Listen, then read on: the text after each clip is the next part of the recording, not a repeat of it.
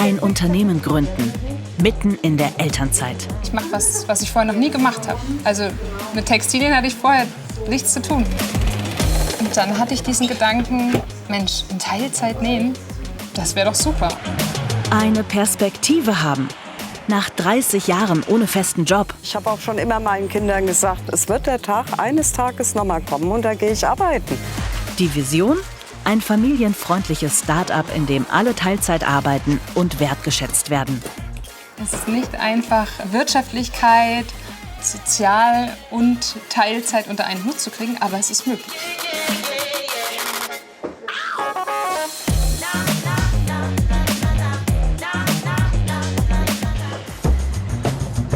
Voraussetzung ist die Bereitschaft, Risiken einzugehen. Ich habe lange drauf gewartet auf den Tag. Es ist keine Riesenmaschine, aber es ist trotzdem teuer.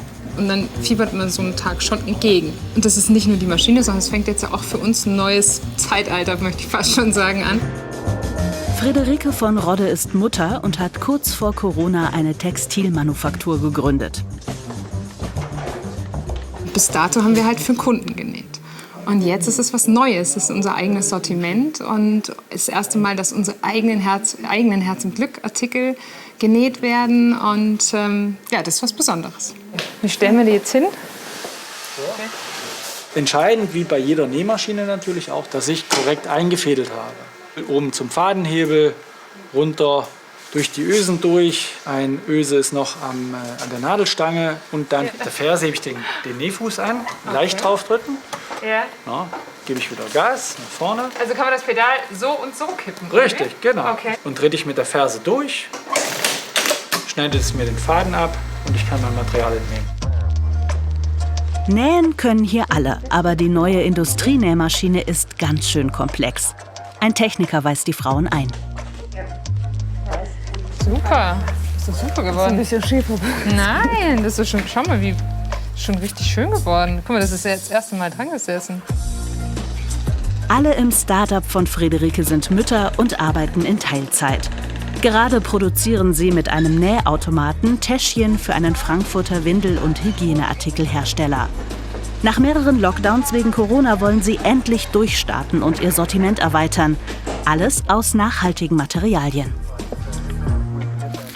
Mit der neuen Nähmaschine hoffen sie, ihre erste eigene Kollektion stilvoll unterwegs voranzubringen. Die ersten Prototypen sind schon fertig. Ein Stilleinlagen-Etui für unterwegs, ein Hygienetäschchen für die Hosentasche und eine Unterlagenhülle für Dokumente rund ums Kind. Die Perspektive ist, möglichst vielen Mamas die Möglichkeit zu geben, ein familienfreundliches Umfeld hier zu haben. Und das war ja mein Grundgedanke und den möchte ich weiter ausbauen und mehreren Menschen die Möglichkeit geben, hier zu arbeiten. Und ja, ich hoffe, dass mir das gelingt. Ja? Wenn wir neue Produkte mit reinnehmen, können wir mehr Arbeitsplätze hier anbieten, können neue Leute einstellen. 4 Frauen hat Friederike bisher eingestellt. Zuletzt Maybrit. Die 5-fache Mutter hat über 30 Jahre lang keine feste Stelle gehabt.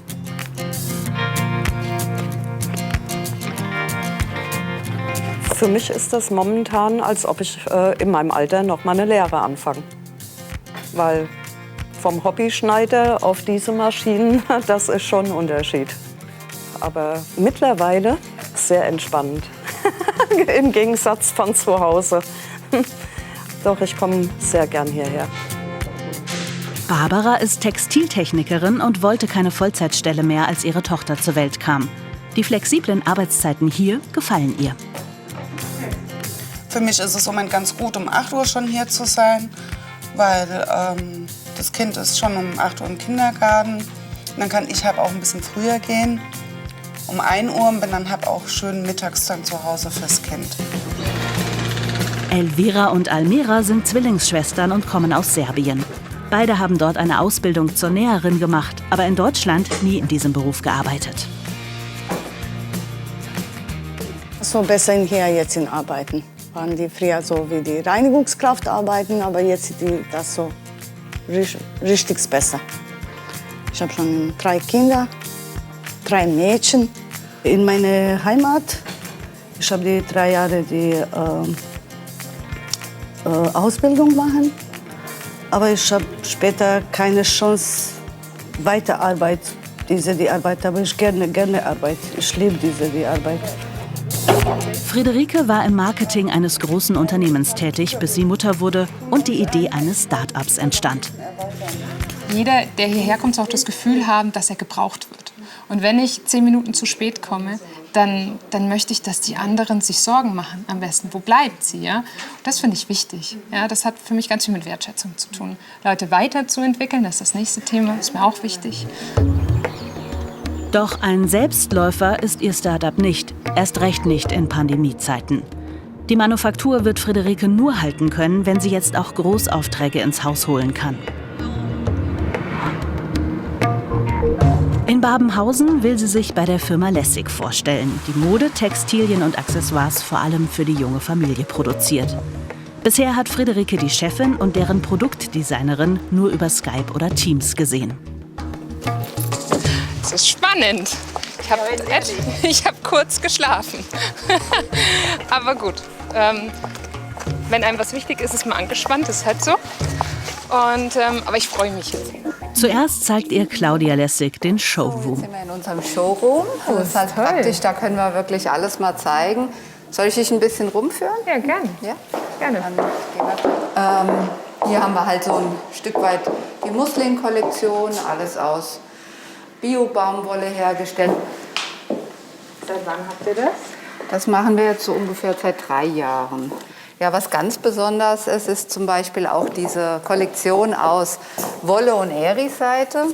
Die kam jetzt auch sehr gut an. Das ist ein Produkt, was auch komplett bio ist. Und die Seide hat ja immer auch einen Touch, dass es vielleicht nicht so für das Tierwohl gut ist. Aber das ist eine Eri-Seite, das heißt, hier sterben die Larven nicht. Also es ist eine sogenannte vegane Seite.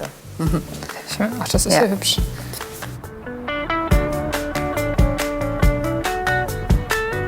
Alle Produkte werden bei Lessig ressourcenschonend und fair hergestellt. Darauf legt die Chefin großen Wert. Regelmäßig besucht sie Produzenten und Lieferanten, auch im Ausland, um ethische und ökologische Standards zu überprüfen.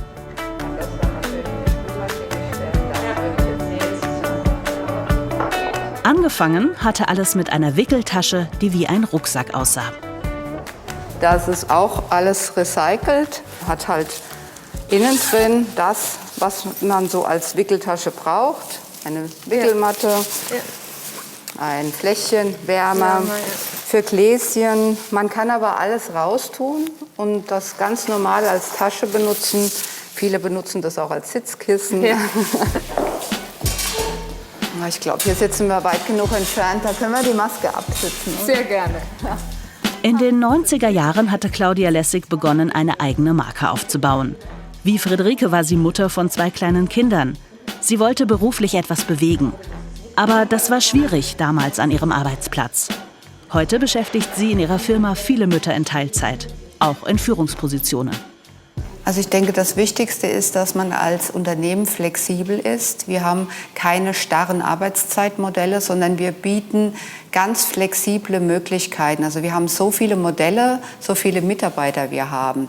Das kommt wahrscheinlich wirklich aus meiner Historie, weil das hätte ich mir gewünscht damals, so zu arbeiten und habe mir das selbst so gestaltet und biete es jetzt natürlich auch gerne anderen Müttern oder Vätern oder eben Mitarbeitern an, die eben sagen, so ist meine persönliche Situation, so kann ich mich einbringen. Und aber auch, man lässt so viel Potenzial liegen, weil gerade Mütter oder Väter in Teilzeit, die haben viel beizutragen. Und dann folgt das Gespräch mit der Produktdesignerin. Von ihrem Urteil hängt es im Wesentlichen ab, ob Friederike den Auftrag bekommt. In den Vorgesprächen hatten die Frauen vereinbart, dass Friederike 3 Prototypen entwickelt und mitbringt.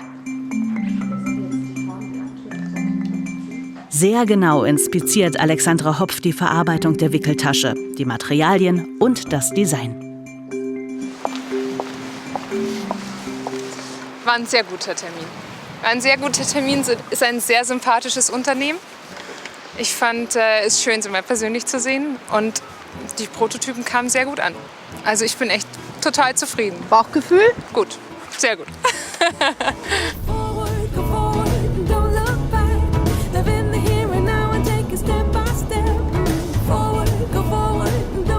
Es geht nach Hause nach Büttelborn. Dort wohnt Friederike mit ihrem Mann Dominik und ihren 2 kleinen Kindern. Er ist im Pharmahandel tätig und arbeitet gerade Corona-bedingt im Homeoffice. So, Also es sieht auf alle Fälle lecker aus. Und ich habe echt Hunger. wir gucken hier, ja, langer Tag, ist klar. Bei mir Gläser auch. mit rüber. Ich habe auch Hunger. Genau. Weil Dominik gerne kocht, bereitet er meistens das Mittagessen zu. Das ist so ein Übrigens lecker. Schwein gehabt. Am Wochenende kocht er vor. Sie macht dann die Wäsche.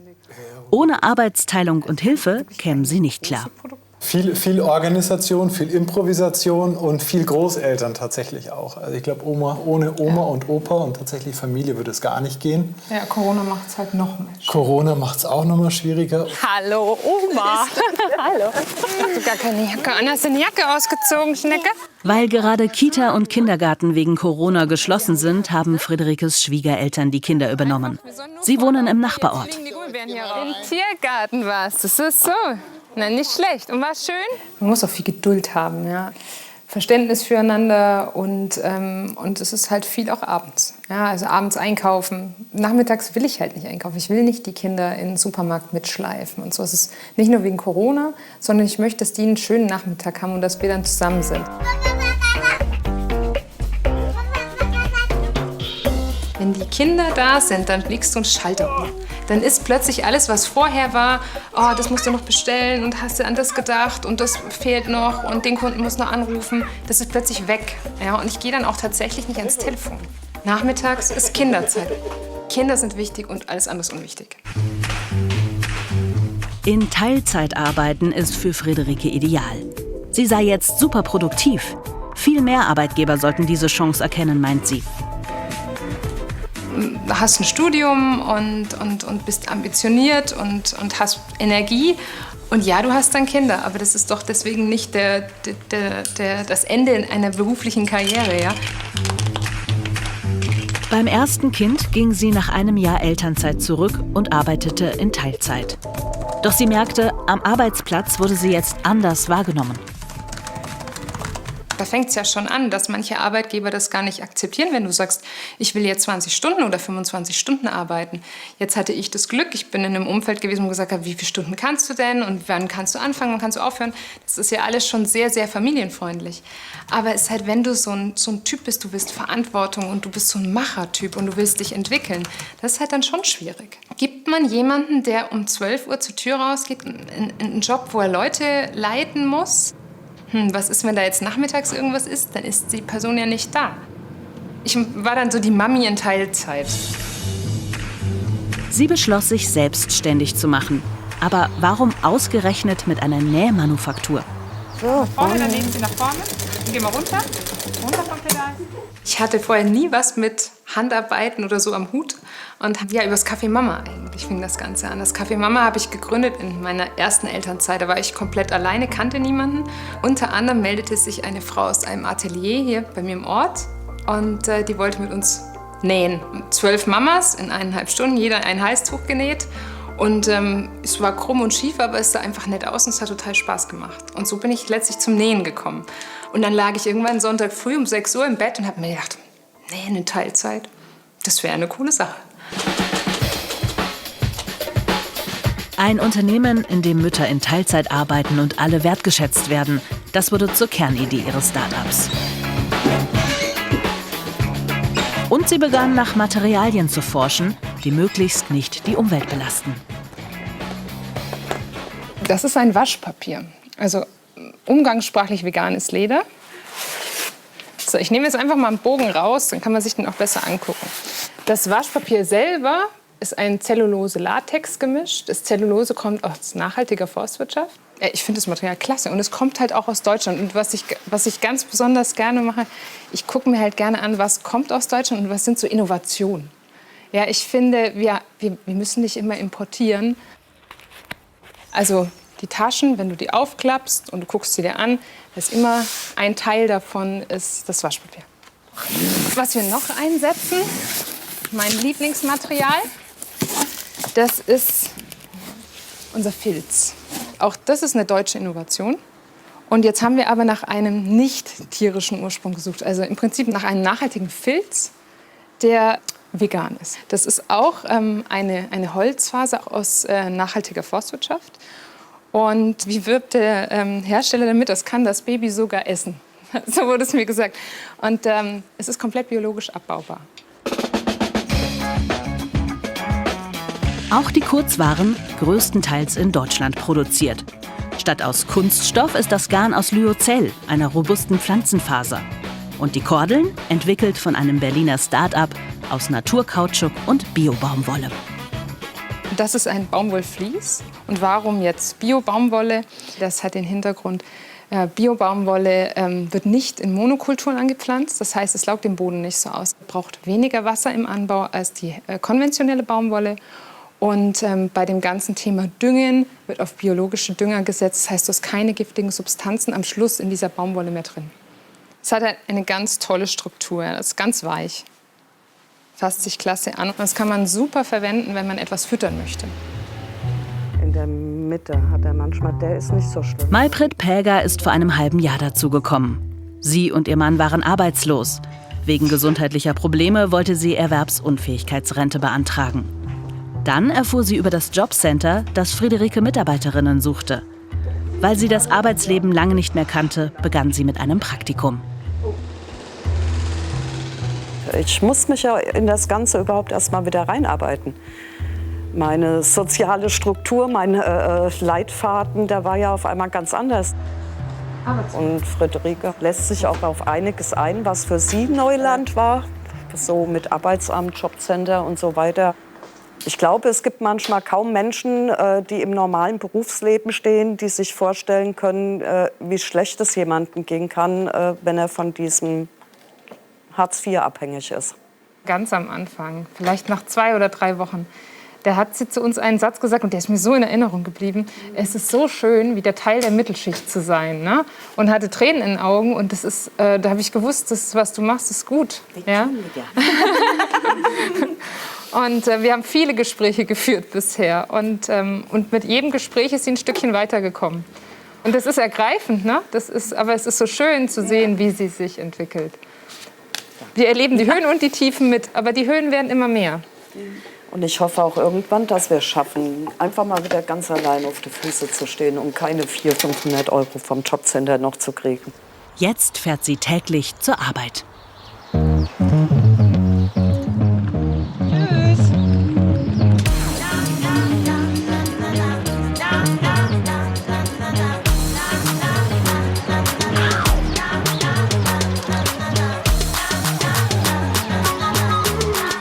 Wenn ich mit dem E-Scooter fahre, wenn das Wetter schön ist und es regnet nicht, dann fahre ich hauptsächlich über Wald, Wiese und Feld. Und da sehe ich Rehe, da sehe ich Häschen, da sehe ich Pferde. Und wenn die Sonne scheint, kriege ich mein Vitamin D. Das macht mich schon etwas fröhlicher. Da fällt mir der Weg leicht, auch das Aufstehen.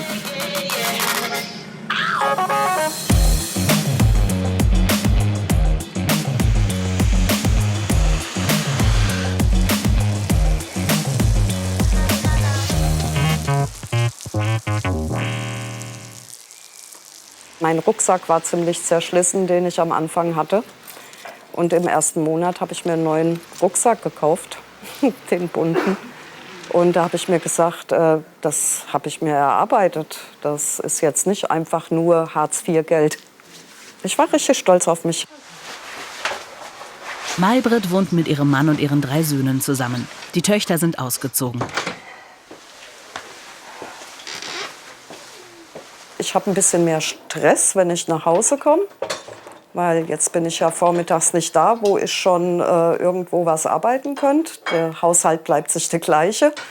Macht mir aber trotz allem Spaß. Ich habe auch ein bisschen gelernt, wenn es sein muss, auch mal was liegen zu lassen, weil ich früher nicht konnte. Ach ja, meine Gesundheit. Ich merke meine Wehwehchen nicht mehr alle so. Mir geht's gesundheitlich besser. Oh, mein Sohn. Hi. Na? Wie war's in der Schule? Gut. Willst du mir helfen? Obwohl Maybrit und ihr Mann wieder arbeiten, ist das Geld knapp für die Familie. Denn die Grundsicherung, das sogenannte Arbeitslosengeld II, wird gekürzt um das, was sie selbst verdienen. Nur rund 350 € haben sie jetzt mehr.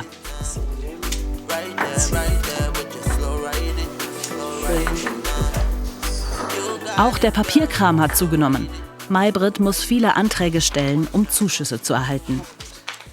Das sind immer zwischen 4 und 12 Seiten, die man ausfüllen muss. Und ständig werden dieselben Fragen gestellt, kriege ich alles manchmal gar nicht geregelt. Und das nervt schon manchmal. Am 30. Dezember haben wir die Wohnungskündigung für hier gekriegt, weil meine Vermieterin ist krank. Ihr Sohn soll hier einziehen wegen Alterspflege. Aber ist gar nicht so einfach. Die Mieten sind sehr teuer. Eine große Belastung. Gehst mit? Ja, und jetzt die letzte Woche, da war ich wirklich kurz vorm Nervenzusammenbruch. Aber ich schaffe das. Ich krieg das hin doch.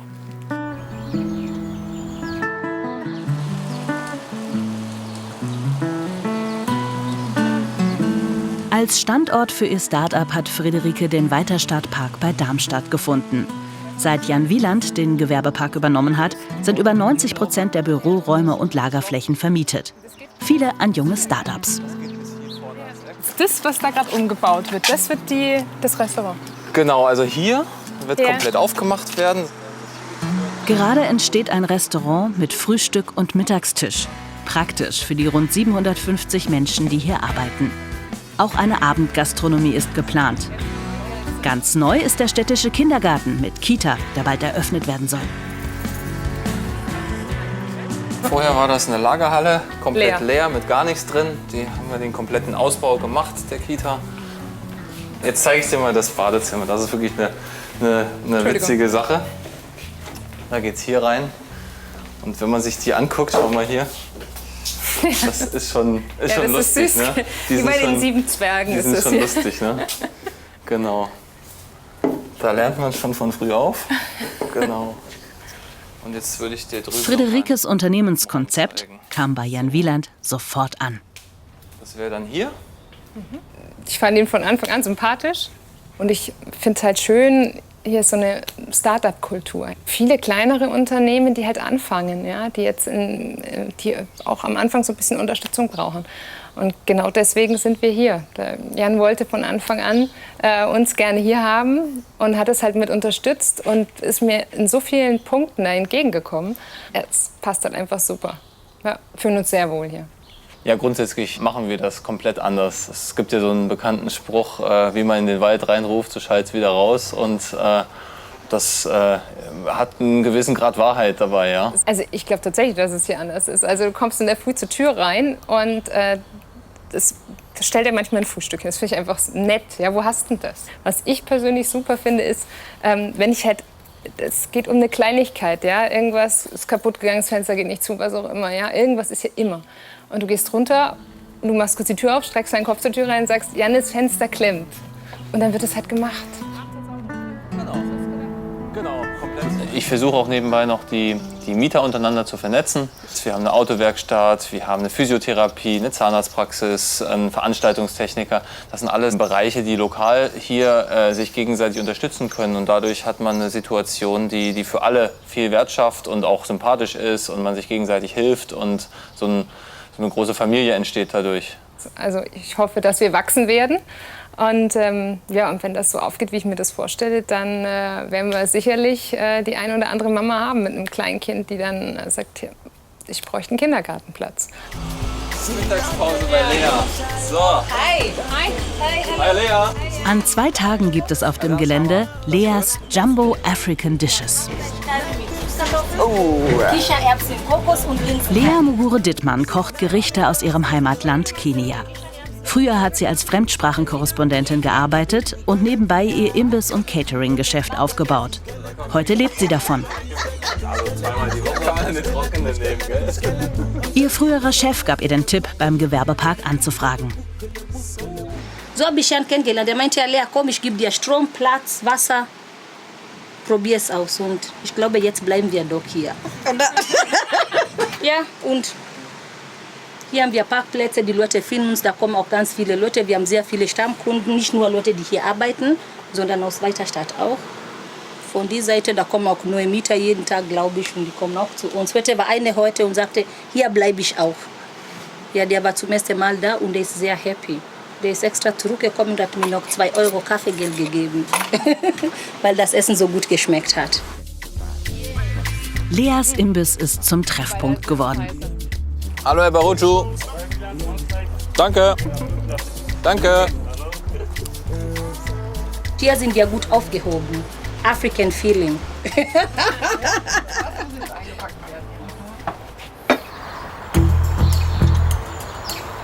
Ein paar Tage später. In der Manufaktur sind alle am Schwitzen. Nicht nur wegen der hohen Sommertemperaturen. Die Taschen und Hüllen für ihre erste eigene Kollektion sollen fertig werden. Aber ausgerechnet die neue Nähmaschine macht Ärger. Die Nähte sind unsauber geworden. So können sie die Produkte nicht verkaufen. Da hatten wir noch die Probleme Mit der Spannung, ne? Spannung, Filz, Pappe, dann doppelt Pappe mit Filz, Stichaussetzer. Wir können es nochmal mit der neuen Nadel probieren und mit dem dünneren Garn. Moment, sowas hier. Stichaussetzer. Da an der Stelle sieht man jetzt hier, ne? Da sind 2 Löcher, aber es ist kein Faden zu sehen. Da hier, das ist müsste einer sein und da fehlt der Stich in der Mitte hier. Die Nadel ist einfach zu schwach, um zwischen zweimal Pappe, Etikett und dem Filz durchzustechen. Eigentlich wollte Friederike die neue Kollektion über ihren Webshop verkaufen. Aber dafür braucht sie genug Ware im Lager. Jetzt geht ihr dann doch mal die Geduld aus. Natürlich will ich, dass das fertig wird. Natürlich will ich jetzt den Webshop live schalten. Aber das ist der Druck, den mache ich. Ja? Den Druck macht mir aber nicht der Kunde. Ich sage, jetzt muss es losgehen. Barbara sagt, oh, setz mich nicht unter Druck. Ja. Nicht unter Druck?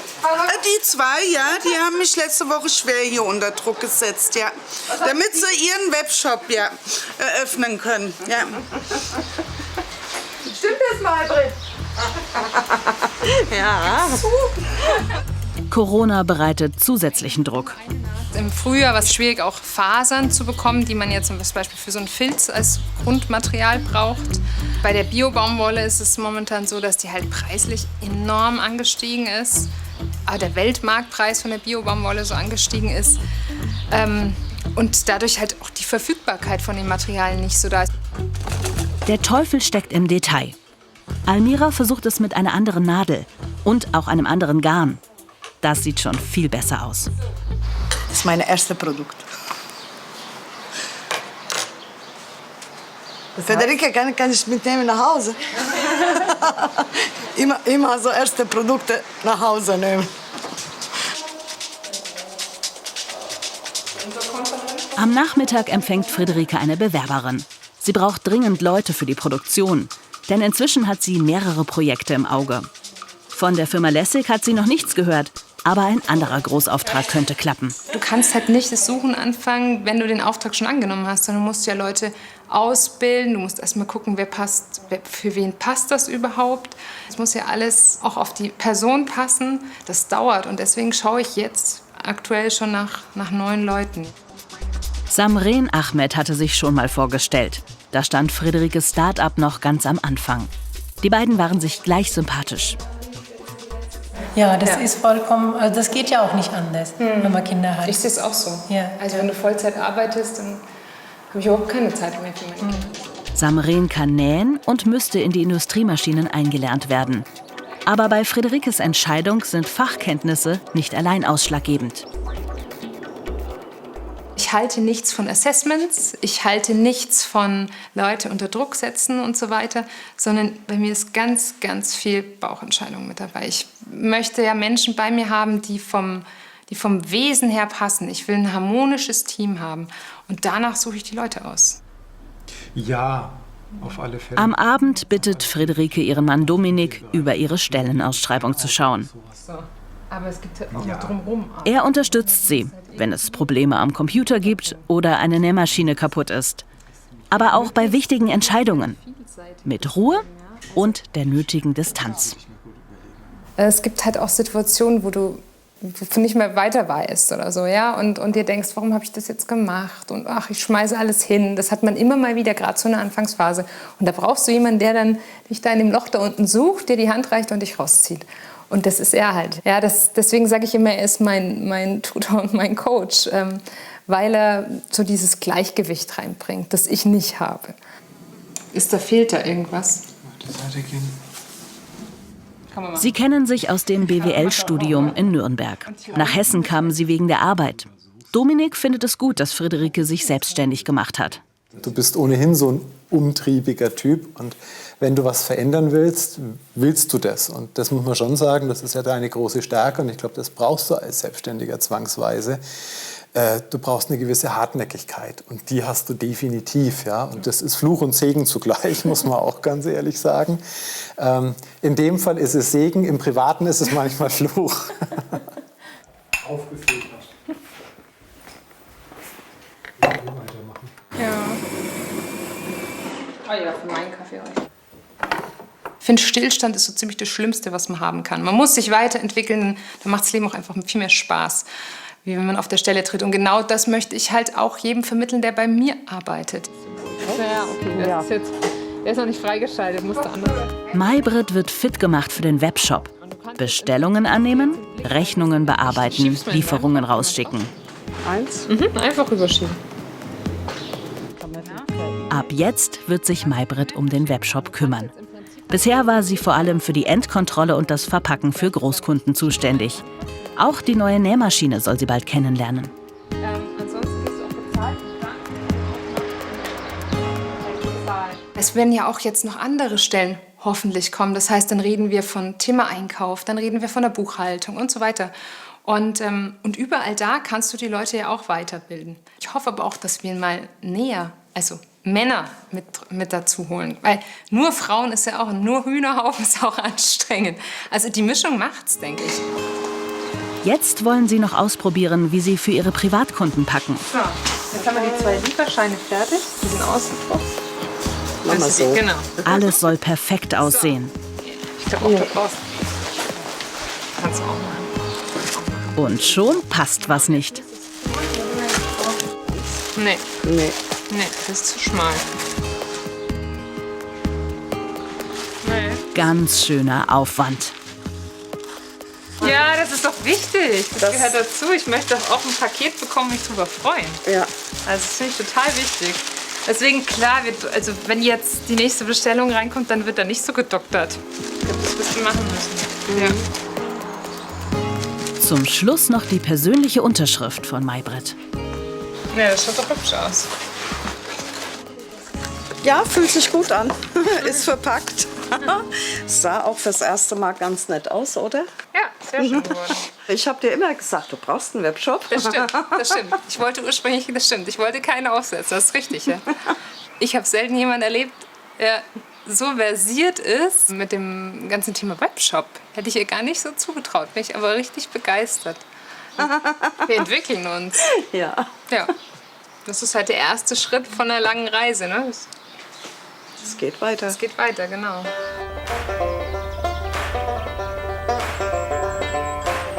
Zu Hause in Mörfelden ist Maybrit mit ihrem Jobcoach verabredet. Sie schreiben und telefonieren fast jede Woche. Manchmal treffen sie sich auch.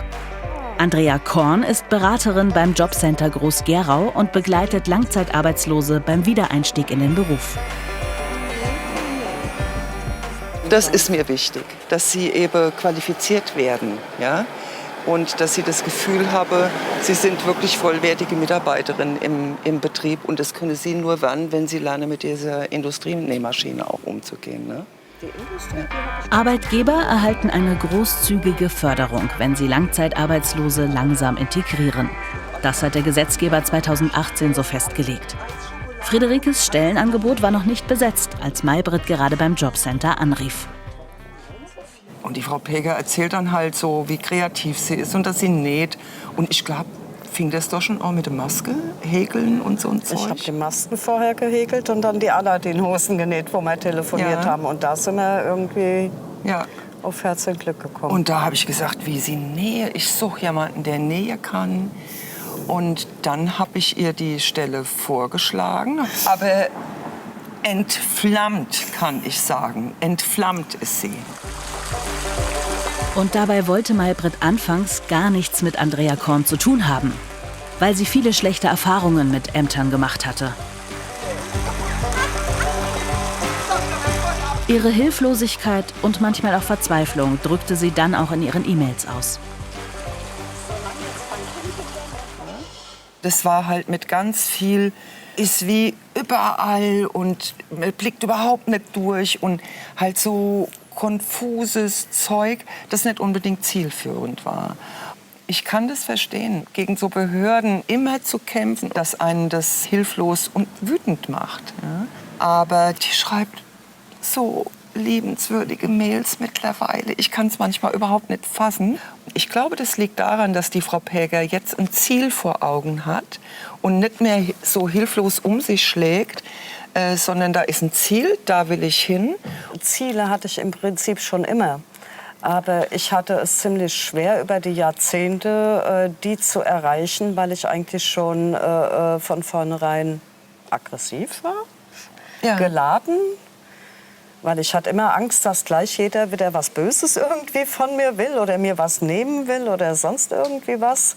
Ich musste ja nicht nur um das ganze Geld von der Jobcenter oder sonst irgendwas mich kümmern. Es waren ja immer noch meine 5 Kinder hinten dran. Und die Arbeit, die hat mir dann die Freiheit gegeben.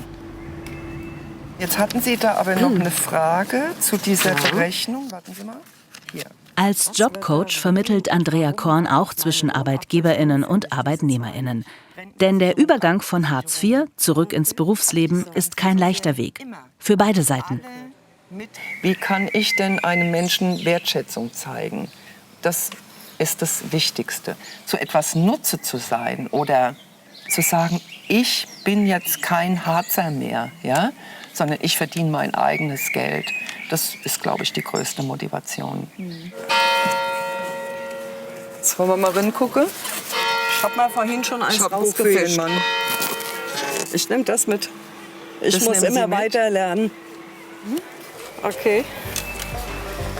Mit kleinen Putten.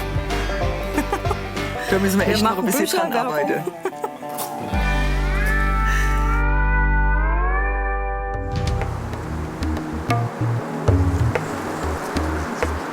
Dreieinhalb Monate sind vergangen. In der Textilmanufaktur von Friederike herrscht reger Betrieb. Friederike hat nähende Männer gefunden. Idris Shami, den sie fest angestellt hat, und Etem Kalo, der ein Praktikum macht. 3 Industrienähmaschinen haben sie inzwischen. Die Firma Lessig hat tatsächlich den Großauftrag gegeben und auch ein weiteres Unternehmen will Taschen produzieren lassen. Julian, sag mir doch mal bitte, wie geht's dir denn? Aber die Pandemie macht Friederike weiter zu schaffen. Wie ist die Stimmung? Angespannt. Ja, es ist momentan, also hat sich viel getan, es hat sich viel verändert. Wir haben neue Ausstattung, wir haben neue Aufgaben, neue Kooperationen und das erfordert jetzt Flexibilität, Umdenken, neue Prozesse. Und das ist schon herausfordernd. Ja, und jetzt habe ich die Situation, jetzt war mein Sohn wieder in Quarantäne Nummer 4 bei uns. Und also das macht es noch viel schwerer. Etem kam über Jobcoach Andrea Korn in den Betrieb. So, das sind die restlichen, ne? Danke. Jetzt wollen die Frauen schauen, ob es mit ihm genauso gut klappt wie mit Idris. Ja, okay, verstehe. 2 Zentimeter. Ja, dann müssen wir mal gucken, weil das kriegst du mit der nicht geschnitten, ja? Ja. Das müssen wir mit dem Rundmesser schneiden. Ja, ich bin sehr glücklich hier und neue Chance. Ich komme aus Syrien, hier neuer Land, neuer Leben und das war's.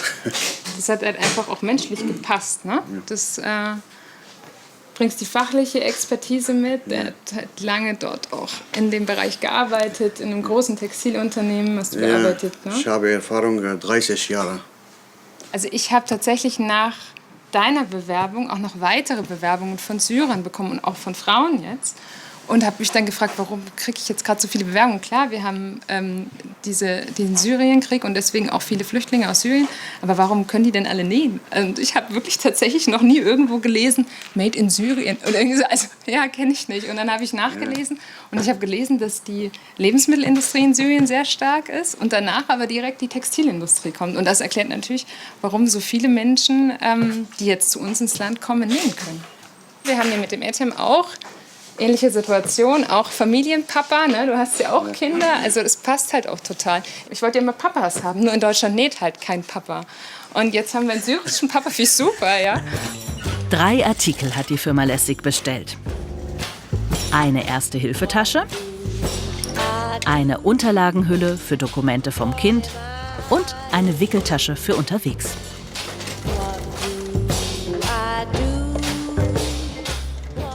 Ja, 3 Wochen sind es jetzt. Und müssen wir so eine Hälfte der Auftragsmenge halt fertig haben. Und es ist dann schon sportlich. Ja, also 2500 insgesamt. Ja, die Hälfte, also 1200 ne, in 3 Wochen. Ja. Und da bist du schon Gas geben, weil das sind ja keine einfachen Artikel. Alles handgenäht. Alles handgenäht. Ja, ich bin auch angespannt, aber ich bin auch wiederum ein bisschen entspannter, weil ich den Idris habe. Und da merke ich halt einfach, da ist eine Erfahrung, da können wir gemeinsam zusammen das erarbeiten. Eine fehlte heute bislang. Hallo. Guten Morgen, Etem. Kennst du mich noch? Hallo. Maybrit kann zurzeit nicht arbeiten. Sie ist seit 2 Wochen krankgeschrieben. Ihre rechte Schulter schmerzt und sie kann sich nur schwer bewegen. Wahrscheinlich wird sie mehrere Wochen ausfallen müssen. Ausgerechnet jetzt, wo Friederike jede Hand brauchen kann. Ich wäre lieber hier. Ja. Zu Hause, das ist... Nee. Hier kriegt man so eine seelische Stabilität. Das Problem ist halt, sie kann nur wiederkommen, wenn es ihr gut geht. Du kannst nicht mit 30-40%, ja, an einem Computer geht es vielleicht noch, dass man sich hinsetzt und arbeitet, aber hier musst du halt körperlich arbeiten und wenn du nicht einsatzfähig bist, dann sagst du, ich gehe halt doch arbeiten und das bringt nichts. Ja, ich vermisse meine kleine Familie hier, meine zweite. Eine Sorge ist Maybrit aber los. Sie und ihre Familie können in der Wohnung bleiben. Die Vermieterin hat eine andere Lösung gefunden. Den Webshop wird Friederike also erst einmal alleine machen müssen. Sie hat auch schon wieder ein neues Produkt. Solche Kronen hat sie mal für ihre Kinder genäht. Die waren begeistert. Auf die Plätze, fertig, los! Yay! Super, ganz toll. Fotoshooting für den Webshop. Könnte Ihr Start-up ein Modell für die Zukunft sein? Meine Vision ist ja, ich wollte ein Unternehmen gründen, in dem sich Menschen, die es woanders nicht ganz so leicht haben, vornehmlich Mütter, wohlfühlen und ein neues Zuhause finden. Ich fände das toll, wenn das andere auch machen würden. Ja, das ist ja mein Gedanke gewesen, da bin ich daher gekommen, dass ich gesagt habe, es geht sehr wohl. Sophie und Julian, ihre beiden Kinder, stoßen dazu. Friederikes Mutter hat sich heute um die beiden gekümmert. Die Bilanz nach 1,5 Jahren Start-up? Es ist ein weiter Weg. Und ich habe immer gedacht, warum sagen alle Unternehmer, die ersten 3 Jahre sind so hart? Bis das läuft, bis du Prozesse hast, bis du etabliert bist, das dauert. Und es braucht Zeit und das verstehe ich jetzt. Ja, der Anfang ist jetzt gemacht. Wir sind einfach noch nicht am Ziel. Deswegen, Chaka. Ja.